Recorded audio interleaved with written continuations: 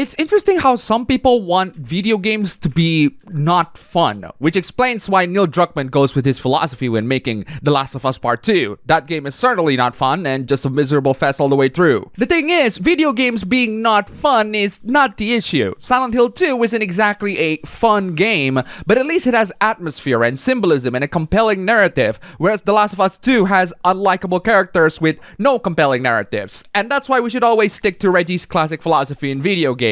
The game is fun. If it's not fun, why bother? But hey, some people also disagree with this viewpoint. Killjoys, I call them, but some of them are actually worse than Killjoys. They are just adults desperately trying to be adults. If you think every video game needs to be fun, you have the brain of an actual child. Yes. Yes. Yes! Yes! Yes! Yes! Yes! Yes! Yes! There's literally nothing wrong with thinking that a video game needs to be fun, and that we have the brain of a child. That's precisely why a lot of Nintendo games are successful, even for adults. Their games are made with simple formulas that are entertaining for everyone. Video games tap into our inner child to create wonderful entertainment. You know entertainment, right? This product that is designed to entertain and make you happy. This product that is designed to give you a relief after a stressful day at work, which is something that we as adults encounter all the time. What is it with people's weird desire to appear more adult? It's only gonna make you more childish in comparison. People like you are why everything sucks now. Define everything. The most popular game at the time of writing this video is Baldur's Gate 3, a traditional CRPG by Larian Studios that allows you to screw bears. I think we are very good right now. You just want all your culture to pretend you're still 11 years old until you fucking die. Yes. Yes. Yes! Yes! Yes! Yes! Yes! Yes! Yes! I literally do not care if you look at us as a bunch of childish adults who never grow up. Seriously, adults really need to embrace the fact that they are just grown-up kids. The sooner they embrace the fact, the better our society will be. It's so that we don't have these pretend adults judging people from their ivory tower. You're not an adult, you're just a kid playing video games. This is literally the same boomer-ass take that I talked about in my last recap, and that's how you sound right now. That is the first hoopla out of the 3 that I want to talk about in this video. If you want to see more hooplas, check out the APB Show link down below. Go subscribe. We're almost at 2,000 subscribers and that's an amazing freaking thing. Anyway, let's get to the next hoopla. Ladies and gentlemen, do you want to see someone ramble like a madman? Well, don't you worry because I got some for you today. Buy up an existing brand, ruin what made it good, shovel white supremacy onto it, and try to rebrand it as your own thing. Man, you were so close. 2 sentences in and it would have been a perfectly adequate statement, but you just have to shovel in white supremacy in there. Okay, I'll bite. Where am I gonna find white supremacy? Bethesda did it to Doom, Elon Musk did it to Twitter. It's an agenda. Sorry, I'm not seeing the white supremacy. Can you elaborate a little further? Doom Eternal fans and possibly devs mad that I don't like their masculine game. Masculine game? How is that a bad thing? May I remind you this is a good thing? A gathering of fat fucks and real skinny males with no muscle who couldn't cut it in the military are mad I insulted their racist power fantasy. Not only you have not established that the game is a racist power fantasy, you have also not established that the people that you insulted are real skinny males with no muscles who couldn't cut it in the military. Get up and exercise for a change, you limp dicks. Trump lost. First off, I already did the exercise and I lost quite a lot of weight, so you exercise first, you limp dick. Second, no one cares about Trump these days except you, so maybe try to move on. I think it's time to move on, don't you? Then this person decides to call out a bunch of content creators like LDR? Excuse me, but what did lazy game reviews have ever done to you? Same goes to Civi11 and G-Man Lives. Still have no idea why. Actually, I know why G-Man Lives is in there. Oh no, I'm Australian. For real though, the reason is because all of these people love retro shooters and I guess that's a cardinal sin for this guy. That being said, Jim Sterling being a virtue signaler attention seeker is something that I can totally get behind on. How much did Bethesda pay them to hype the white male Christianity simulator?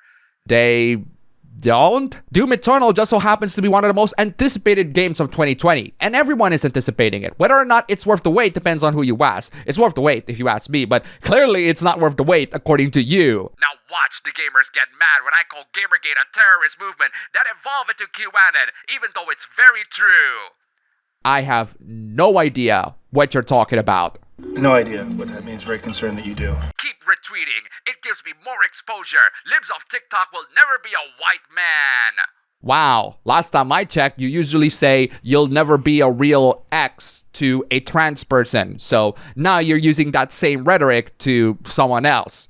I mean, you gotta resolve that internalized transphobia there. Watch these Christian loony bin escapes when I call Trump's good pal Michael Jackson a child molester. I'm sorry, what? You have a single fact to back that up. Offending retardlicans with facts and logic is so easy, a caveman could do it.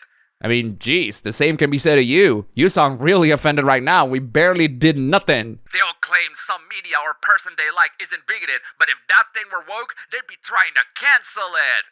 I mean, I agree with you, but you could have just said all of this without all of that BS you said earlier. They're also salty that ZeniMax forcibly retconned Doomslayer into being Jewish.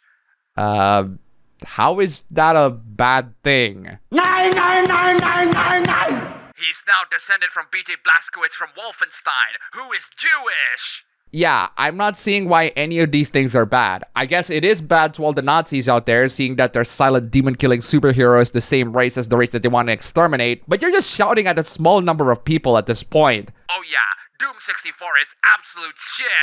Okay, now you have crossed the line. You are gonna take back that statement right now, or I will smoke your ass with a freaking minigun.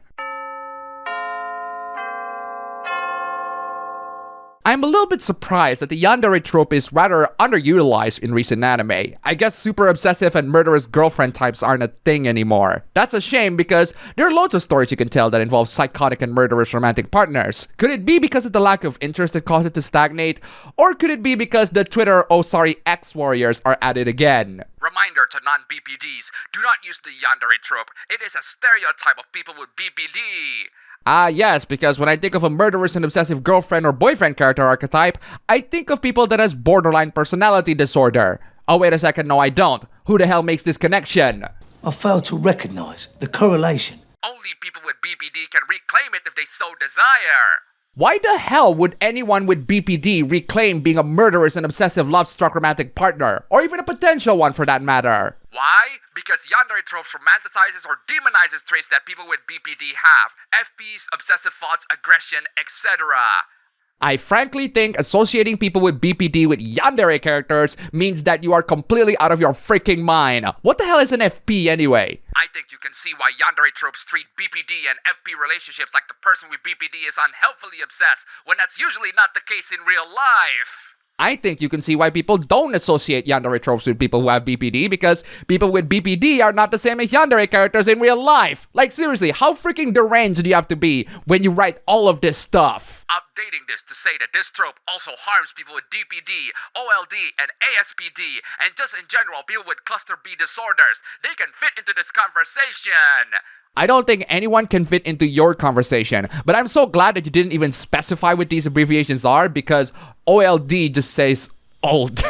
And then this person got real mad when any yandere anime lovers decided to talk over them. In other words, stop countering my arguments, they hurt my feelings. There are two topics at play here. You have BPD, which I'm sure you are more knowledgeable about, and yandere waifus, which you clearly aren't. I have more knowledge about yanderes, and the way you talk about this clearly highlights how you are not knowledgeable on yanderes. A lot of people are misunderstanding the point of this thread. It's fiction, I don't give a fuck about BPD or whatever. Yes. Yes. Yes. Good for you, though that makes you more of an asshole than you already were. I'm so glad that you blatantly admitted to the world that you got no other points to contribute other than calling us assholes. Just because we're assholes doesn't dismiss the fact that they're still fiction. You just need to be aware how bad the trope is. If you keep using it, that's your choice. Okay, now you're just pulling walls over our heads. I thought we should stop using the trope, but apparently we have the option to use it now. However, there's a chance people will get uncomfortable with you and upset about it.